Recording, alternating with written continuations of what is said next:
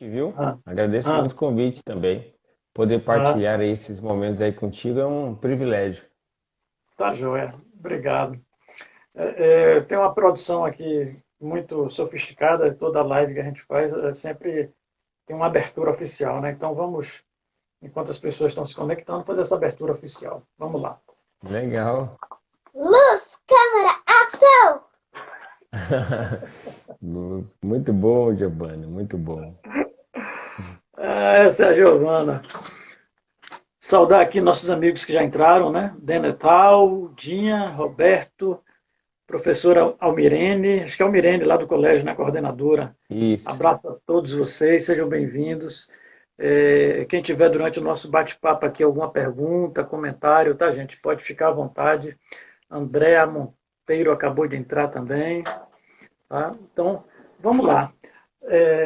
Tiago, setembro é o mês da prevenção do suicídio, tem essa campanha, né? Setembro Amarelo, Uhum. que foi iniciado pelo CVV, que é o Centro de Valorização da Vida. E pelo que a gente andou pesquisando, assim, tem um estudo da Unicamp, né? Que aponta que 17%, eu fiquei surpreso, é um número bem representativo, 17% dos brasileiros em algum momento já pensaram na questão de se suicidar, de dar fim à sua própria vida. E desses, 4,8% chegaram a efetuar, de fato, efetivar realmente um plano para que isso viesse a acontecer um dia. Né? Mas, segundo esses estudos também, eles apontam que existem formas, sim, de prevenção. E a gente percebeu que uma dessas formas de prevenção é justamente a educação. Você que já foi Uhum. diretor do Colégio Adventista aqui em Feira do Santana, e é professor também, né? Além de pastor e psicólogo. Então você poderia me ajudar aí nesse sentido. Em que sentido, de que forma é que a educação pode realmente contribuir para o combate a esse tema que hoje a gente considera já como uma questão de saúde pública? Como é que a educação pode contribuir? Ok. Então, apenas reforçando, né, esses dados que você falou. Né, nós temos aí o suicídio, ele tem uma escala, né? E essa escala, o primeiro passo, né, é o pensamento suicida. É quando a pessoa, por algum motivo, ela pensou em tirar a sua vida, né? Ah, eu acho que seria melhor, acho que ninguém se importaria se eu morresse, seria a melhor solução para a minha vida, etc. Esse é o pensamento. Depois do pensamento vem a ideação, quando eu começo a pensar como poderia ser, né? Qual seria a melhor forma? Seria mais fácil se eu fizesse assim? Seria mais fácil se eu fizesse do outro jeito? Como eu sofreria menos? E aí depois eu vou para o outro passo, né? Que é da tentativa de suicídio, né? Quando a pessoa já coloca ali não apenas a ideação, mas ela já está tentando o suicídio. Aí muitas pessoas não vão, né, ao fato porque eles pensam que falta coragem, outros pensam que está faltando uma oportunidade porque nunca está sozinho, etc, né? Mas eles tentam, né? Alguns sobem na cadeira, outros colocam o pé ali na ponta do precipício, mas eles vão até aquele, né, na tentativa. E de 100, é um índice, parece que é pequeno, mas ele é muito grande porque a cada 100 pessoas, uma comete suicídio. Então é um índice muito grande. Então nós tínhamos no passado eu diria que um temor, né? A gente não pode falar muito sobre suicídio, né? Que daí a gente vai estar divulgando uma ação, então a gente esconde, meio que esconde isso aí, né? Recentemente, respondendo a sua pergunta, né? As pesquisas, né? Os dados, né? Estatísticos, né? Eles descobriram que a melhor forma de prevenir seria conhecer sobre o suicídio. Seria descobrir quais eram as causas, seria conversar sobre o suicídio, seria divulgar, na verdade, as ações corretas para combater o suicídio. Então, a educação ela é importante porque ela mostra para a gente, né, ela desnuda, desmistifica, na verdade, né, o suicídio mostra para a gente como é que a gente pode lidar, né, como a gente pode tratar, né, o porquê que as pessoas estão pensando em suicídio, como é que a gente deve lidar com uma pessoa que está pensando em suicídio. Então, talvez você que esteja nos assistindo aí, talvez você nunca pensou, né? Mas você talvez conheça alguém que já pensou em suicídio. E aí, quando você conhece, o que você o que você pode fazer por ela, né? Quais são as suas atitudes? E se você já pensou em suicídio, ou até mesmo, né, já idealizou um plano, etc., será que isso vai durar para sempre? Será que eu nunca vou me desvencilhar desse pensamento? Então, essas questões, elas só podem ser, eu diria mesmo que desmistificadas, se nós tivermos o conhecimento. E a educação, seja ela por meio de mídia social, seja por meio de diálogos como esse que nós estamos tendo aqui, ou seja por meio de aulas, seminários, né? Nós, como sociedade, nós precisamos falar sobre o suicídio para tirar esse véu, né? Da mente, Uhum. dos olhos das pessoas, para que elas possam compreender com mais exatidão esse tema do suicídio, e não esconder, né? Você falou um termo interessante aí, tirar o véu dos olhos, né? Eu estava me lembrando do estudo dessa semana, da palavra revelare, ou revelação, Sim, que significa rasgar o véu, né? Tirar aquilo que estava ali sem muito conhecimento, sem muito acesso, e mostrar agora a realidade, né? e mostrar Uma a nova realidade. realidade, com certeza. Pastor Tiago, estudos também apontam que o suicídio tem como start, digamos assim, né, como ponto de partida, algumas doenças emocionais. E aí, como psicólogo, você pode ajudar bastante a gente. Assim, quais seriam essas doenças emocionais que servem como um start para o suicídio e quais são as características de cada uma para que a gente possa entender qual é a diferença de cada uma delas? Uhum. É interessante, né, que 90% das causas de suicídio, de acordo com as pesquisas, elas são oriundas de doenças emocionais. 90%. Agora, os outros 10%, não é que eles não a causa não seja doença emocional, é que simplesmente eles não sabem. Então pode ter às vezes um adolescente, uma pessoa da família, algum amigo e tal que tira a sua vida, né? E aí você coloca lá, né, no seu atestado, né, o médico coloca lá o atestado de suicídio, mas ele não coloca a causa do suicídio porque ela é desconhecida. Ou seja, os outros 10% há uma probabilidade muito grande de também ser uma doença emocional. Eu Emocional. diria que, eu diria que talvez aí 99%, 99,9% das pessoas que cometem suicídio estão com alguma doença emocional. E aí você tem vários tipos de doença, né? A mais comum, a doença mais comum é a doença são as doenças, são os transtornos de humor.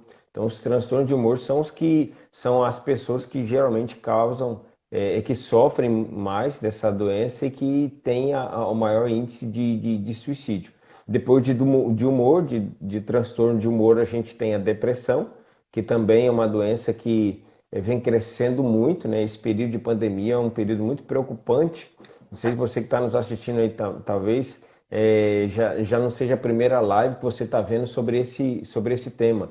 Mas é importante a gente falar sobre isso, principalmente nesse período de pandemia, porque há um receio muito grande de como as pessoas vão responder, né? Como é que as pessoas vão conseguir, através de sua resiliência, superar momentos de crise. Então, a gente não está tendo ainda uma crise tão grande quanto se esperava, né? Mas há muito receio quanto aos próximos meses, como é que vai ser, enfim.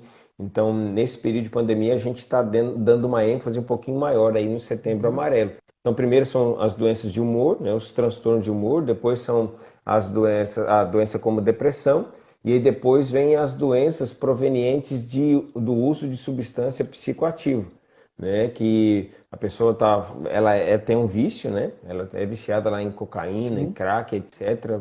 E dizem que maconha não vicia, eu acredito que maconha vicia, né? Mas você tem uma dependência ali da droga, né? Ou até mesmo álcool, e ela é também um dos fatores preponderantes. E depois a gente tem esquizofrenia, né? É uma doença psiquiátrica, né? Esquizofrenia, muitas pessoas também. Aí tem várias outras doenças mentais, né? Doenças psiquiátricas, que elas também ocasionam o suicídio, mas elas são de menor proporção. A primeira delas é transtorno de humor, depois depressão, depois são as drogas, né? Substâncias psicoativas, e depois esquizofrenia. Muito bem. Mandar um abração aqui para Sara Grace, professor Oswaldo Ataíde, grande amigo, Herbert Santana, Raquel Santana, Dani, Raimunda Fagundes, Heloísa, Beatriz, minha querida aluna Mel, Evelyn, e tem aqui uma pergunta de um que está conectado aí, que é o professor Ari Passos, professor de Educação Física também, meu camarada capoeirista. Ele pergunta o seguinte, Tiago, a depressão, ela causa suicídio? Ela é motivo de suicídio? Aí eu já lanço uma pergunta minha aqui que veio no decorrer da sua fala. Certo.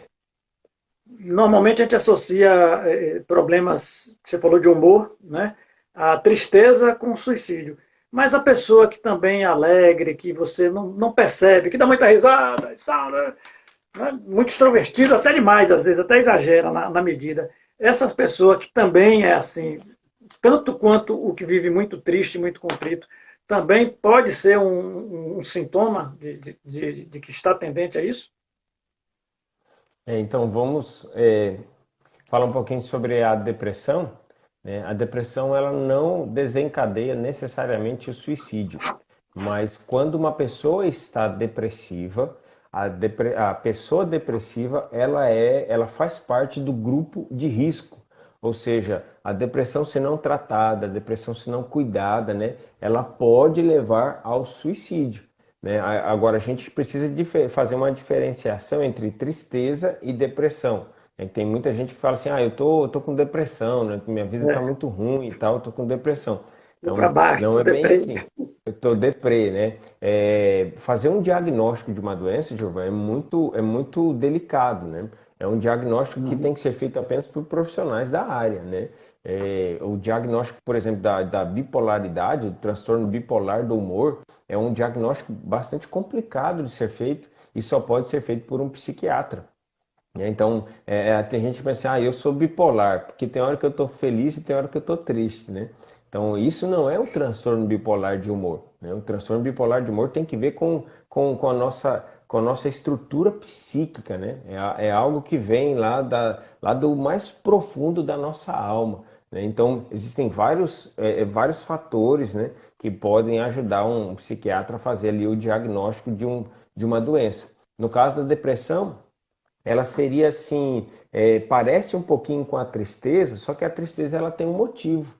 Né? Você está triste porque você perdeu alguém, você está triste porque você não consegue alguma coisa, você está triste porque, né, você perdeu o seu emprego, você está ali sofrendo por um luto, né? Seja um luto de qualquer perda possível, inclusive um término de um relacionamento. Então, há uma causa. Só que a depressão ela é uma tristeza sem causa aparente. E é uma tristeza Sim. prolongada, né? Ela não tem uma durabilidade, não é só um período de tristeza, não. Ela se prolonga ali, às vezes por um mês, 2 meses, 6 meses e até por uma vida toda. Né? Então, infelizmente, existem pessoas que são depressivas, ela tem um diagnóstico de pessoas depressivas e elas vivem a vida toda nesse sentimento constante de menos-valia, né, de tristeza constante. Aí você tem várias outras alterações, né, que estão juntas com a depressão. Você tem alteração do sono, a pessoa não sente vontade ela sente vontade de dormir, mas ela não consegue dormir. Ela sente vontade de comer, ela sabe que precisa comer, mas ela não consegue.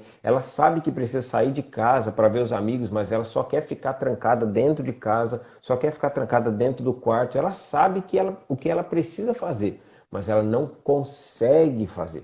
Né? Então existem várias formas de você cuidar de uma pessoa depressiva, mas a primeira delas é fazer um diagnóstico correto. Então, conhece alguém que está pensando em suicídio, conhece alguém que está sofrendo em uma tristeza muito grande, perdeu muito peso ou ganhou muito peso, né? Não consegue dormir, uma pessoa que não consegue mais se relacionar bem com os amigos, etc. Essa pessoa ela precisa passar por um profissional para fazer um diagnóstico correto.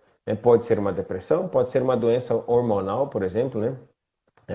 As suas glândulas não estão produzindo ali os hormônios necessários para equilibrar o seu humor. E às vezes é interessante, Ivan, porque às vezes uma interação medicamentosa, um remédio que a pessoa toma ali, sabe, para suprir a falta que ela está tendo ali naquele momento já seria suficiente. Às vezes é uma falta de uma vitamina D, vitamina, né, B, enfim, toma ali a vitamina que precisava, né? E ali, a partir daquele momento, ela consegue ter uma vida mais equilibrada e normal. né? Beleza, mais abraços aí para Kainan, Rafael Santos, Franciele, Vini Santana, Abílio, Lani, Marquinhos Lousada e Gilmara. Galera, se vocês tiverem pergunta, comentário, pode mandar aí para a gente, tá bom? Que a gente lê aqui para vocês e manda para o pastor e professor Tiago agora mesmo. Amigão, você falou aí algumas características, né? Já deu para a gente perceber aí várias que você falou na questão de humor, a questão de sono, de mudança de comportamento. E aí a gente percebe alguma coisa nesse sentido. Como é que a gente faz uma abordagem para que possa oferecer ajuda a essas pessoas que estão aparentemente com algum indício nesse sentido? O que é que a gente pode fazer? Então, tem uma frase na psicologia, Giovanni, que eu acho que é interessante, né? Ele diz assim: quando a boca cala, o corpo fala, né? O nosso Hum, corpo fala quando a nossa boca não fala. Então, uma das formas do corpo falar, através de um sintoma, são essas doenças aí que a gente citou agora há pouco. Então, a melhor forma de você abrir, né, para a cura da pessoa é começar a conversar com ela, né? É se dispor, é estar à disposição para ela falar, né? Então, às vezes, assim, uma coisa bem simples, né? É só você chegar, chama a pessoa no cantinho, né, coloca ali a mão no ombro e fala para ela assim: agora eu quero ouvir você. Você pode falar um pouquinho como é que você está? Tem até uma pergunta que geralmente a gente fala no consultório de psicoterapia, né? A pessoa chega lá e entra na sala, senta, e aí a gente pergunta: como você está? Uma pergunta tão simples, Giovanni. Mas assim, não foi uma, duas, mas foram dezenas de pessoas que eu já atendi, né? Que eu só faço essa pergunta e a pessoa já começa a desmoronar, sabe? Ela se derrama, ela chora, né? Ela tem ali o que a gente chama de uma catarse, porque ela está segurando tanta emoção, ela não consegue ser ouvida em outros ambientes, né? Principalmente no sim, ambiente familiar. Ela não tem uma voz ativa, ela não encontra um ouvido ali nesse ambiente, então aí ela precisa de um ambiente fora, sabe? Então, como pastor, como psicólogo, muitas vezes, essa é a primeira pergunta. Perguntar para a pessoa como é que você está se sentindo hoje, né? E aí deixa a pessoa falar, sem interromper. Tem vezes que, às vezes, no diálogo, Giovanni, a gente pensa que quando alguém está falando, a gente tem que ficar o tempo todo pontuando, né? A gente tem que ficar colocando ela para cima e nem sempre. Às vezes, deixar a pessoa falar faz bem para a saúde, né? Então, aí eu falo: não, mas quando ela tiver um momento de silêncio ali, aí eu tenho que falar, né? Não, quando ela tiver um momento de silêncio, você deixa ela em silêncio, né? E deixa ela ali um tempinho para que ela possa pensar um pouquinho, deglutir o que ela falou ali, para que ela venha de novo falar. Então, a primeira pergunta seria essa: como é que você está hoje, né? Como você está? E a segunda pergunta é: você já pensou alguma vez em tirar sua vida? Essa pergunta é uma pergunta interessante. Já pensou alguma vez em pessoa tirar sua vida? E deixa de novo ela falar, porque se ela já pensou, ela vai se sentir confiante naquele momento com a sua pergunta, né? E aí deixa ela continuar falando, né? Se você morresse, seria você acha que seria um caminho para você agora? Né? E se a pessoa responder afirmativamente a essas perguntas, né? Por exemplo, você perguntar para ela assim: você acha que viver vale a pena? Então, quando ela começa a responder afirmativamente essas perguntas que você está ouvindo, né, aí chegou o momento, Giovanni, de você fazer ali talvez um esforço de ouvi-la, mas depois de ouvi-la, se você percebeu que ela pensa em suicídio, se ela falar que já pensou em como suicidar, né? Aí chegou o momento de você fazer o seu papel de amigo, o seu papel de amiga e direcioná-la agora a um profissional. Ouvir não é o suficiente quando a pessoa está pensando em suicídio, tá bom? Vou repetir essa frase aqui. Ouvir não é o suficiente quando você conversa com alguém que está pensando em suicídio. Você precisa fazer um pouquinho mais. Você precisa direcioná-la a um profissional da área da saúde, seja um médico, seja um psicólogo, uma psicóloga ou um psiquiatra, mas ela precisa ir para lá, porque às vezes isso é uma questão hormonal, né? Isso é uma questão ali do humor, né?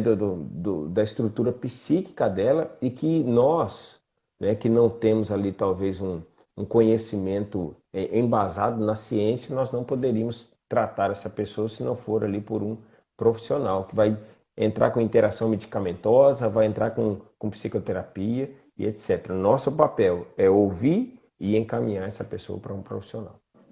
Que massa. O senhor fez um comentário interessante. É, é preciso encaminhar, não basta só ouvir.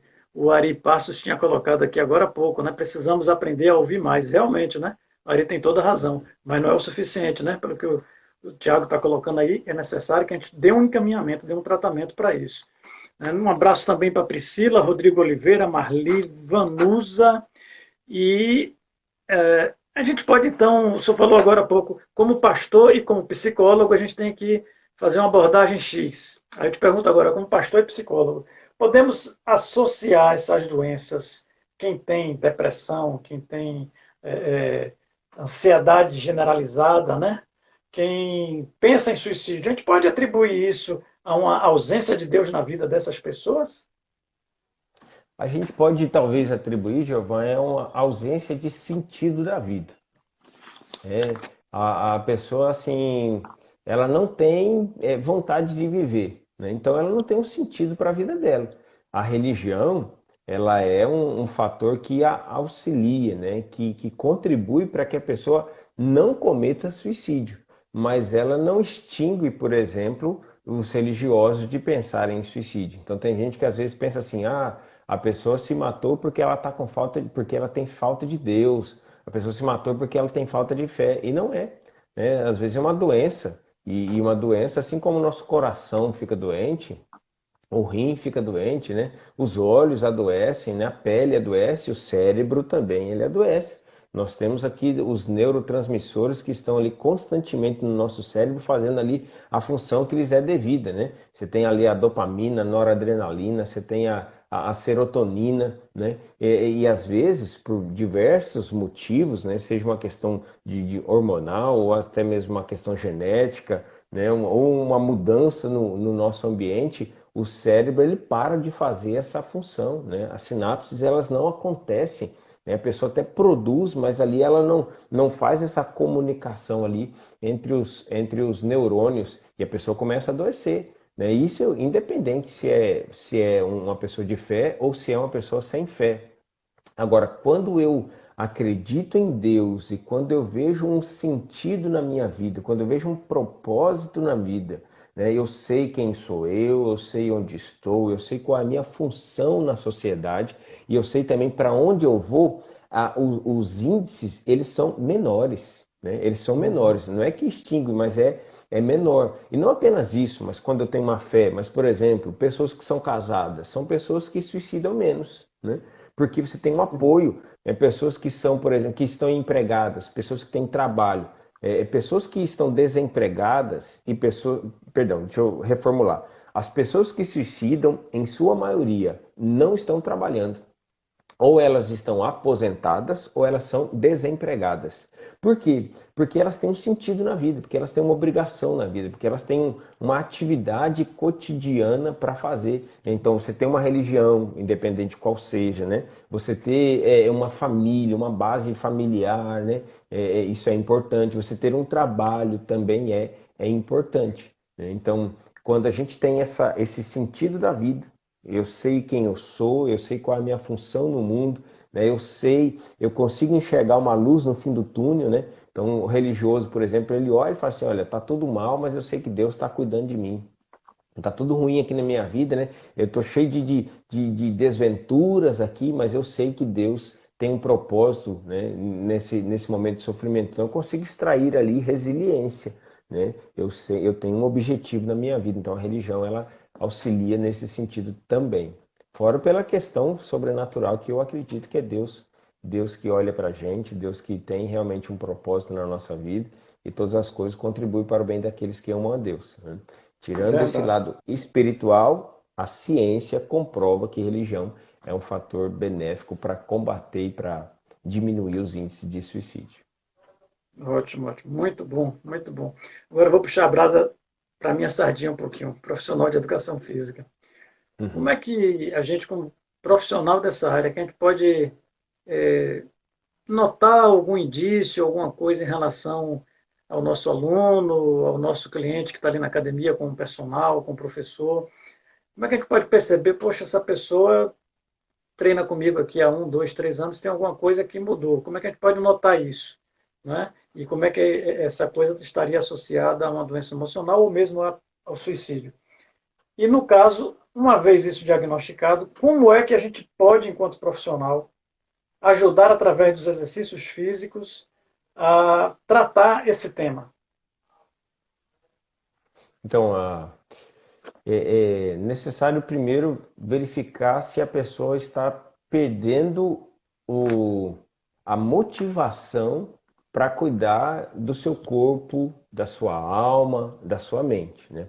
Primeiro ponto, a pessoa começa a desistir de si mesma, ela começa a sentir, a não sentir mais força para conseguir se cuidar. Ela começa a deixar de cuidar da sua roupa, ela começa a deixar de cuidar da sua aparência física, né? Inclusive começa a sentir vontade também de deixar de praticar exercícios, de sair de casa e etc. Então ela vai começando, vai vendo ali que está se desanimando um pouquinho.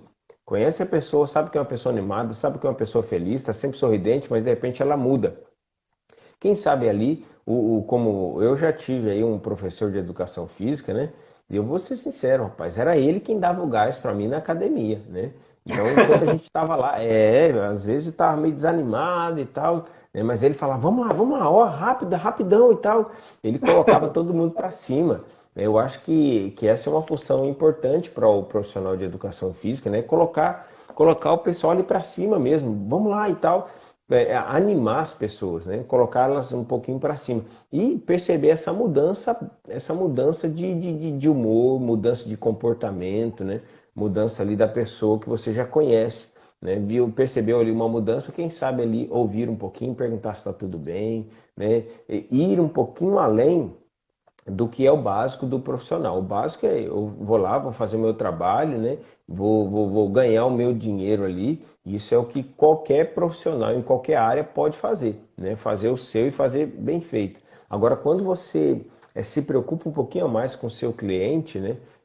Ou ainda com o seu paciente, você vai um pouquinho além, né? Quem sabe ali perguntar como ele está, quem sabe perguntar se está tudo bem em casa. Oh, percebi que você mudou um pouquinho, né? Você está um pouquinho triste, você está um pouquinho desanimado e tal. Como é que tá isso? Tá tudo bem contigo? Eu acho que isso aí pode ser ali talvez um estreitamento e quem sabe a pessoa não se sentir valorizada, né? Fala, poxa, olha, o professor tá interessado em me ouvir, em saber o que está se passando aqui comigo. E aí ele percebendo alguma coisa, dá ali um feedback, quem sabe falar para ele algumas coisas que ele está precisando ouvir com relação à sua saúde mental. Uma coisa que é interessante, Giovanni, é a relação de exercício físico com saúde. A maioria das pessoas que têm depressão, elas não gostam de fazer atividade física. E olha que interessante, a atividade física, né, você sabe muito melhor do que eu, é que a atividade física ajuda, né, na produção, né, de alguns hormônios que são excelentes para a nossa qualidade de Bom, sono, né, boa. para o bom humor, né, para a gente ter um sono, se não me engano, é um hormônio, eu me esqueci o nome, se é GABA, mas é um que é responsável pelo sono, que quando você pratica atividade física antes, né, de dormir ou durante o dia, né, você tem uma liberação maior, você tem uma qualidade de sono melhor, você acorda mais disposto, né? Então, fazer atividade física é excelente para melhorar a nossa saúde emocional. Infelizmente, as pessoas que não estão bem emocionalmente não gostam de fazer atividade física. E outros encontram na atividade física um sentido para a vida. Eu já vi pessoas que tinham depressão, né, que tinham eram insatisfeitos com o seu corpo, mas ali na atividade física eles encontraram um sentido. Um é correndo, se superando, porque cada vez que você faz uma corrida, você se supera, você aprende. Outro faz uma escalada numa montanha.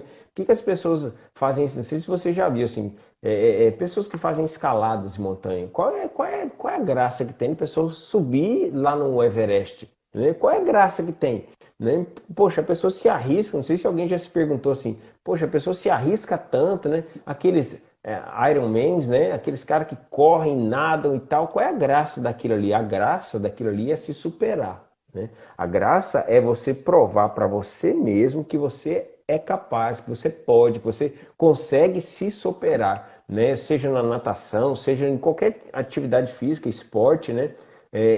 além de ter toda essa questão metabólica, que ajuda, que corrobora para a sua saúde, né, para os seus hormônios ali, tem essa questão também emocional, psíquica, né, da superação. Eu vou vencer a mim mesmo. Não vou, o melhor competidor não é aquele que compete contra outras pessoas, mas é aquele que compete contra si mesmo, que ele está ali se vencendo o tempo todo, ele está se superando. E aí tem um sentido nisso aí também.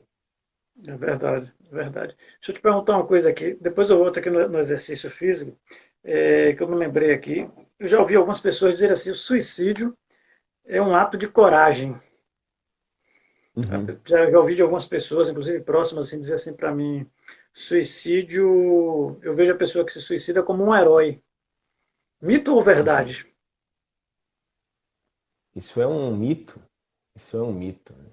As pessoas que suicidam, elas estão, em sua maioria, como eu falei no início, elas estão doentes emocionalmente. Elas perderam o sentido da vida. Elas encontram ali na morte como se fosse uma escapatória de um mal maior para elas. Elas não veem outra solução. Para elas, o suicídio seria ali a única opção. E não é. O que a gente tem que mostrar constantemente para essas pessoas, o que o CVV faz, o que o Setembro Amarelo está fazendo, o que nós estamos tentando fazer aqui, é que há um caminho melhor, né? É que a morte não é a solução para os problemas da nossa vida, que tem muito mais coisas boas para nós vermos e vivermos, né, do que simplesmente parar de existir. É bem verdade que, como diz aí um psicanalista, nós temos dentro de nós duas forças. Uma que fica nos levando constantemente para a estagnação, e ele chama dessa estagnação de morte, né? A gente quer parar, né? Porque você viver é cansativo, né? Você viver é exaustivo, é exigente, né? Viver é uma constante dependência, né? Então, viver, por um lado, não é tão bom assim, diz ele, né? Você parar ali é excelente. Por isso que a gente tem o sono toda noite, que é quando a gente dá uma parada, né? Mas, por outro lado, você tem uma outra força, né?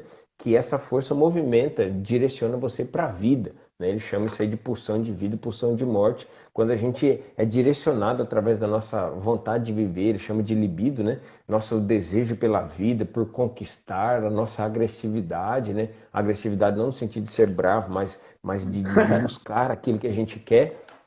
Então a gente tem essas duas constantes lutas aí dentro do nosso psiquismo.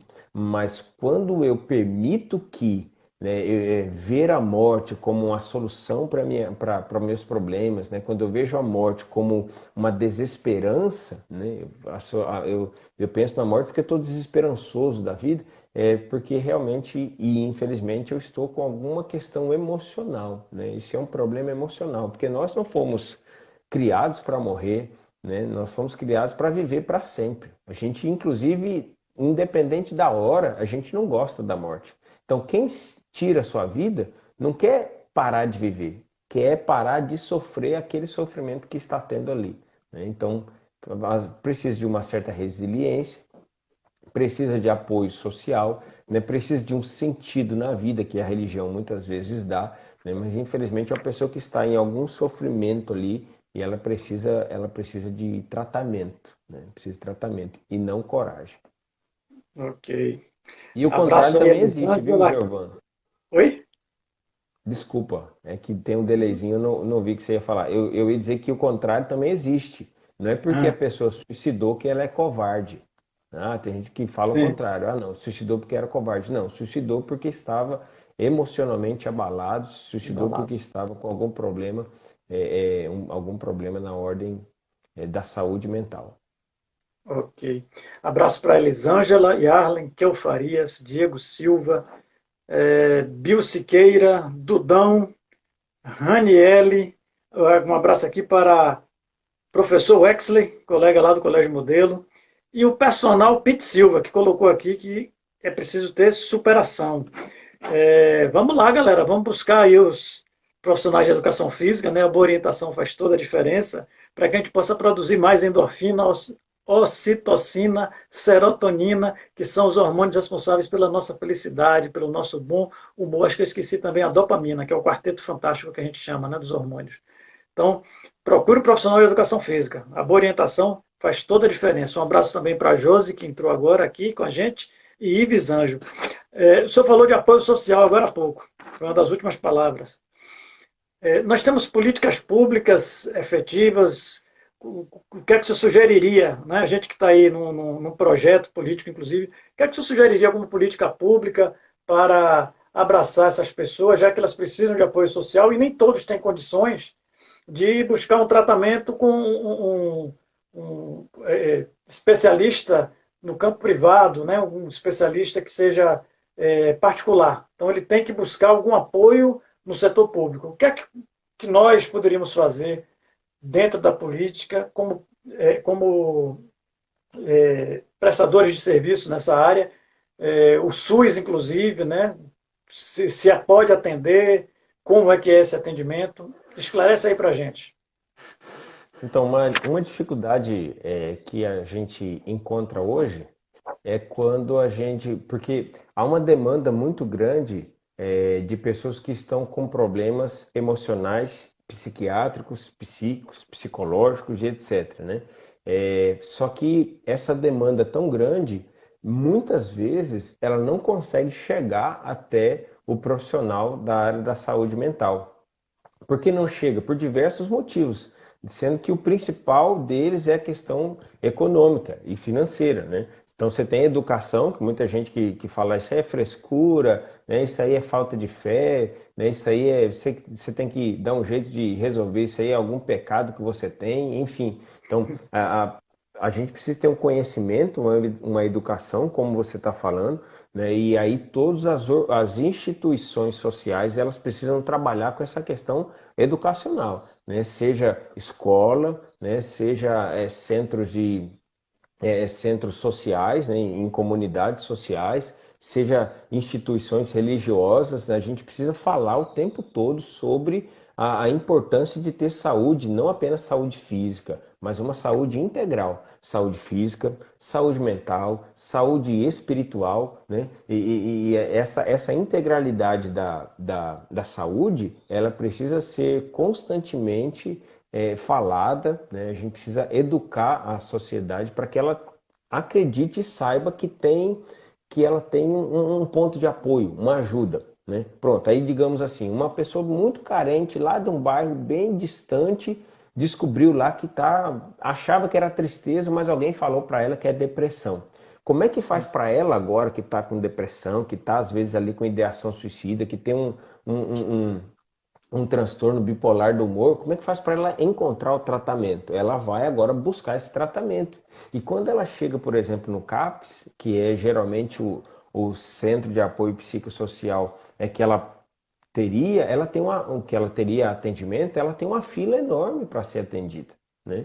Então falta profissional da área de saúde mental para atender essas pessoas. Às vezes um psiquiatra ele vai uma vez na semana. Eu fui mesmo numa cidade que o psiquiatra atendia uma vez na semana. Uma demanda enorme. Ele chegava lá e tinha um monte de paciente para ele atender, ele não conseguia. Então falta profissionais da área de saúde mental para atender essas pessoas, né? E quem sabe aí fazer o CVV, ele é interessante, ele é muito bom, mas o CVV ele está mais para pessoas que estão com ideação suicida, são voluntários, né? Eles são voluntários, né? Não são pagos ali. Quem sabe o governo estadual, municipal, federal poderia contratar mais, né? Contratar mais profissionais e colocar esses profissionais à disposição. Porque quantas e quantas vezes, né, eu já não atendi pessoas assim, eu não cobro, né? Eu sou pastor, eu sou dedicação exclusiva, eu nunca cobrei e jamais vou cobrar qualquer tipo de atendimento. Mas quantas vezes eu tive que atender pessoas porque elas não tinham condição mínima de se deslocar para um lugar onde tinha um psicólogo, né? Quantas vezes eu tive que atender porque a pessoa não tinha ali condição financeira, inclusive, de pagar um psicólogo que, independente do valor que ele está ali, mas a psicoterapia, em muitos casos, ela é longa. Não é uma sessão, duas sessões que a pessoa vai resolver o problema rápido, né? Às vezes é uma pessoa, por exemplo, um dado que é importante a gente citar, pessoas que foram abusadas sexualmente, né, ou que sofreram violência quando crianças, elas fazem parte do grupo de risco, né? Pessoas que cometem ou que têm ideações suicidas, né? Então, para você se desvencilhar, para você resolver desatar nós que foram dados traumáticos, né, lá da infância, isso demora, não é uma vez, não são duas vezes, então isso demora um pouquinho e a pessoa tem que ter uma certa condição econômica, financeira para dar prosseguimento nesse tratamento. Então, uma sugestão aí para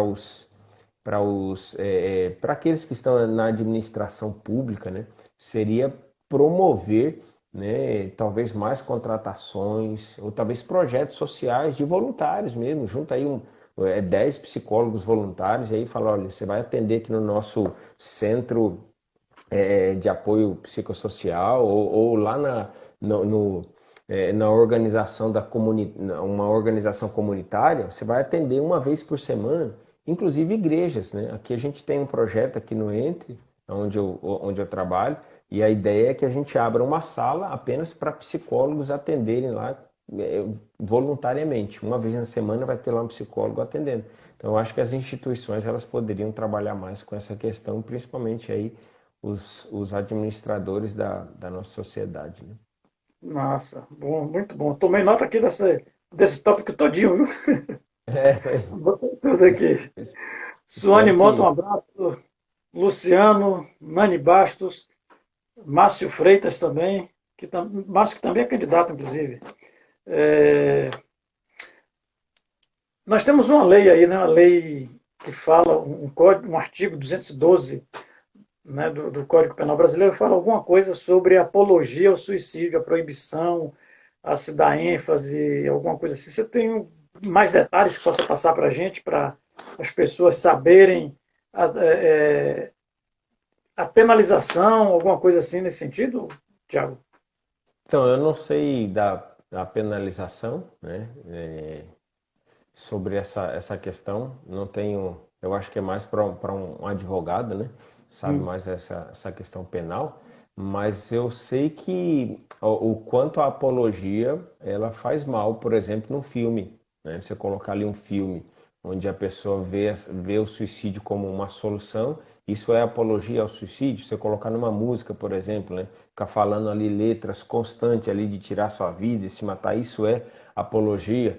Você fazer jogos, por exemplo, onde você ganha pontos quando você tira a vida de si, quando você tira a sua própria vida, né? Então é um jogo, é um joguinho aqueles, né? De É, computador, de celular e etc. Então isso é também uma apologia, ou qualquer cena que seja uma apologia, né? Mostrando um lado, talvez um lado positivo do suicídio, porque não há lado positivo no suicídio, né? O positivo é sempre você escolher a vida, você escolher superar o desafio, você conseguir, né, buscar um tratamento para a sua saúde. Então não há esse benefício no suicídio que muitas vezes no passado isso foi passado, né? Inclusive em filmes. Aí foi necessário essa lei para que criasse, né, esse impedimento para que as pessoas pudessem ser ali penalizadas se elas fizessem essa apologia. Mas eu não sei qual é a pena. Deve ser possivelmente prisão e multa, né? É o que merece. às vezes a gente pensa que um jogo, né, um filme, não, é um joguinho só, é um filme, é um entretenimento. Não tem problema não.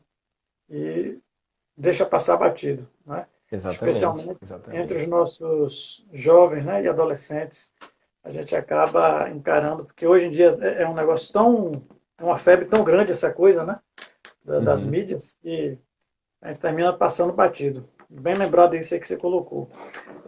Tiago, eu vi um card interessante seu, lá no seu Uhum. perfil. E aí eu queria que você comentasse um pouquinho antes da gente encerrar. O título desse card é Por que Viver? Comenta um pouquinho para a gente sobre isso. Então, é um card, eu não sei se, assim, não sei se você percebeu, né? Mas teve gente que inclusive discordou um pouquinho do que eu estava falando ali, né? Sim, Do sim, porquê sim. viver, né? Assim, é algo muito subjetivo as motivações que nos levam a viver, né? Então, na minha percepção, né? A gente tem ali essas motivações, eu nem lembro quantas foram ali que eu coloquei, né? Mas você tem ele aí não, né? Não, não, não tenho Não. agora aqui não, mas eu posso buscar aqui, Eu rapidinho. acho que é porque Enquanto, eu enquanto você removi, comenta aqui, eu busco aqui. eu acho que eu removi, viu, Geovan? Porque no Foi? feed, eu postei no feed, então o feed ele tem um. No meu feed, não sei, eu coloco duas fotos e uma frase, duas fotos e uma frase. Então, quando tem um texto, geralmente eu posto, deixo um texto ali um tempinho, depois eu retiro. Eu coloco duas fotos e um para deixar um feed ali bem organizado. Eu tenho, como é que se diz? É quase que é quase não, é um transtorno obsessivo, né? Eu sou, então eu tenho toque em deixar tudo muito certinho, né? Então o pessoal começa a rir, fala, poxa, por que você tem esse cabelo desse jeito? Eu falo, não, porque eu tenho, tem que estar tudo organizadozinho, assim. Quando tem um negócio fora do padrão, eu já fico meio agoniado, né? Tem que estar tudo retinho, tudo certinho, né? Isso aí, nas minhas análises, eu já descobri o porquê, as motivações, né? Que me levam a tentar fazer tudo certo, né? Sei. Mas assim, então, voltando à sua pergunta, por que viver? Isso é subjetivo para mim, né? Mas eu tenho várias motivações, né, no porquê viver, né? Então eu vivo, por exemplo, porque eu sei que existem muitas coisas boas na vida para eu conhecer, para eu experimentar, né? Então eu quero conhecer países, eu quero conhecer lugares, eu quero conhecer pessoas, eu tenho um desejo por conhecimento, né? Por saber aquilo que eu não sei ainda. Então isso me motiva, né? Me motiva a conhecer lugares, me motiva a conhecer pessoas, me motiva a viajar, né? Uma outra coisa que me motiva a viver é quando eu percebo o quanto eu sou amado, né? Quando eu paro e penso assim, poxa, como eu sou amado, né? Tem gente que gosta de mim, né? Tem gente que me ama, tem gente, né? Minha É verdade. esposa, né? A minha mãe, meus irmãos, aí tem gente que fala assim, ninguém me ama. A gente só pensa que ninguém nos ama quando a gente já está ali com alguma questão emocional, sabe? Quando a gente está com algum trauma. Porque todo mundo tem alguém que ama, né? Todo mundo tem. E mesmo que seja alguém que não.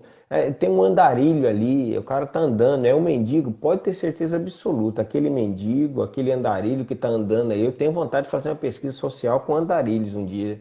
Eles têm alguma coisa em comum, Giovanni. Todo mundo fica. Não é possível. Você já viu aquele andarilho na estrada? O cara tá ali, eles É. faz mal para ninguém, mas tá ali andando. Por que que ele tá andando ali? Por que que ele. Tem aumentado o número de de- andarilhos. Eu que É, trabalho andando muito, eu tenho percebido o número de pessoas que aderem sim, a esse andando. O número de pessoas tá está mais, andando. Ele está andando por quê? Eu fico aumentado me muito. perguntando assim, ó. O que que Ah, motiva essa pessoa a andar? Ele está fugindo de alguma coisa ou ele está buscando alguma coisa? Sabe? Ele está fugindo de algo ou ele está buscando algo? Ele está tentando encontrar alguma coisa. Eu acho isso interessante. Então, por que eu acho interessante? Porque eu vivo nessa busca de algo, né? Eu vivo na aham. busca de um algo, né? Eu vivo tentando encontrar alguma coisa. Então, eu olho para minha família, eu encontro amor, né? Eu vejo amor ali, eu vejo quanto eu me sinto bem, né? Eu vejo também o amor de Deus por mim, e aí eu coloco esse é um dos motivos, né? Deus me ama, Deus me planejou, Deus sonhou com a minha vida, Deus tem planos para a minha vida que eu ainda não sei, mas que se eu permitir, Ele vai realizá-los ou Ele vai mostrar isso para mim. Então, isso é o meu subjetivo, tá? Isso é o meu subjetivo. Cada um tem o seu. Então, eu vou encontrando ali motivações para viver. Eu vou encontrando motivações para viver. E cada um tem que buscar. Você tem que descobrir. Quando eu perco vontade de descobrir por que que eu vivo, eu já morri. Tem um poema que eu gosto muito, que sempre cito, que diz assim: embora quem quase morra esteja vivo, quem quase vive já morreu. Né? Então eu não quase vivo, né? Eu vivo, eu vivo, eu vivo. Um abraço aí também para personal, professor Jobs, personal e professor do Estado também ali no Colégio Rotary, em Itapuã, Salvador. Ruth Bruno, Edione, Diene Meira, Dailza, Murilo, Marcionílio, Ovídio, Guilherme, Amália Santos também. Um abraço a todos vocês, obrigado. Deixar aqui um lembrete já registrado. Essa live está sendo gravada e a gente vai depois disponibilizar tanto no YouTube quanto no Facebook, na íntegra, tá? Então, quem tiver interesse em assistir novamente ou de compartilhar com algum amigo ou amiga para que possa estar assistindo também esse importante encontro, pode estar acessando as nossas redes sociais depois. É só botar lá, Professor Giovan, só tem esse mesmo, vocês vão encontrar fácil, com esse nome singular.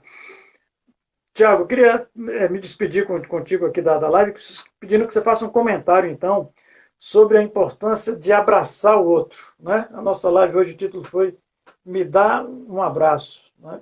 Até hoje eu estava brincando com a minha mãe, conversando com ela e com a minha irmã, e aí a gente comentou sobre esse tema, e aí ela lembrou da infância, hein? Tinha uma músicazinha na escola, né? A minha pombinha voou, voou, pegou no laço, se embaraçou, me dá um abraço que eu desembaraço. Minha rolinha eu vou te tirar do laço. Né? Então, um trocadilho a música. Né? Na verdade, a música está falando sobre isso mesmo. Né? Você abraçar para que você possa ter, então, a oportunidade de tirar o laço que está ali, quase que sufocando aquela pessoa. Né? Lia Lucas também acabou de entrar aqui. Um abraço para você, Lia. Comenta um pouquinho sobre a importância do abraço, Thiago. Então, o abraço ele tem talvez aí dois sentidos, né? É o sentido físico do abraço e o sentido emocional do abraço, né? Quando a gente está abraçando, a gente está trocando afeto. Eu às vezes abraço muitas pessoas, né? Eu gosto muito de abraçar. Às vezes eu abraço porque estou dando um abraço e às vezes eu abraço porque estou pegando um abraço, né? Então, às vezes eu abraço algumas pessoas e falo assim, ó, tô te abraçando aqui, mas eu tô pegando o seu abraço, viu? Porque eu tô descarregando, então tô colocando ali, né? Então é importante, esse período aí de pandemia a gente não tá podendo abraçar, né? As pessoas, a gente está reduzindo nosso contato físico, mas quem sabe não seja uma oportunidade da gente se aproximar mais das pessoas que estão mais próximas da gente, né? Da gente abraçar mais, talvez, quem está dentro da nossa casa, né? Então eu fico aqui, eu fico abraçando o tempo todo, eu gosto de abraçar, né? E quem sabe, quanto mais a gente dá afeto, mais a gente se sente cumpridor do nosso objetivo de vida, né? Que quem sabe aí, ao meu ver, é amar, ao meu ver, é receber amor, né? A gente demonstrar, a gente viver uma vida de amor. E quando a gente abraça realmente esse contato físico, se não me engano, Giovanni, é a ocitocina, né? Ocitocina, eu acho que é a ocitocina É, que a gente libera quando a gente abraça, né? Então, quando a isso, gente está ali nesse contato físico, né? Como contato isso é físico. importante para a gente.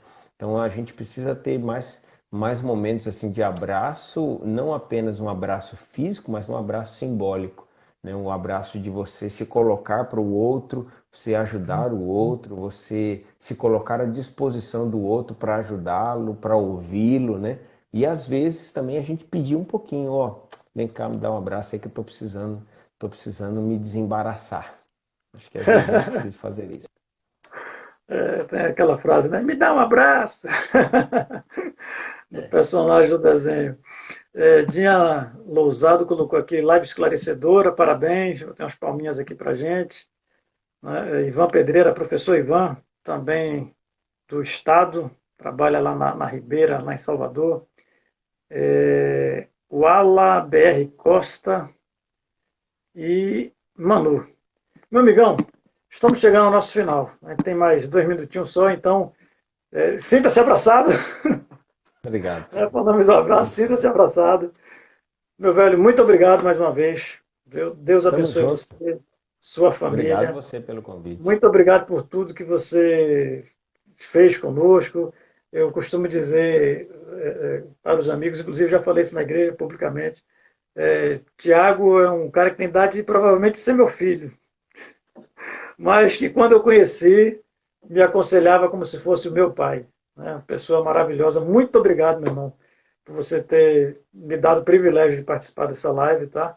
Agradeço de coração, amo você de coração e sucesso para você aí no seu Obrigado, novo querido. ministério aí, onde você se encontra fazendo um novo trabalho. Né? Quem sabe em breve a Verdade. gente se encontra de novo aí Eu nos espero que caminhos sim. da nossa igreja, né? Eu espero que sim. Viu? Vai ser um privilégio muito grande revê-lo. e dar um abraço dessa vez fisicamente, né? Mas Com obrigado, é certeza. uma honra estar aqui com você. Deus te abençoe Valeu. muito, você, seu Amém. trabalho, né? Eu tenho certeza que Deus tem planos para a sua vida e se você se colocar nas mãos dele, permitir que ele realize, ele vai surpreender você e vai surpreender as pessoas que estiverem ao seu redor também. Amém, meu irmão. Amém. Obrigado. Firme e Um forte. Um abração. abraço e até a vista. Obrigado. Tchauzão. Tchau, tchau.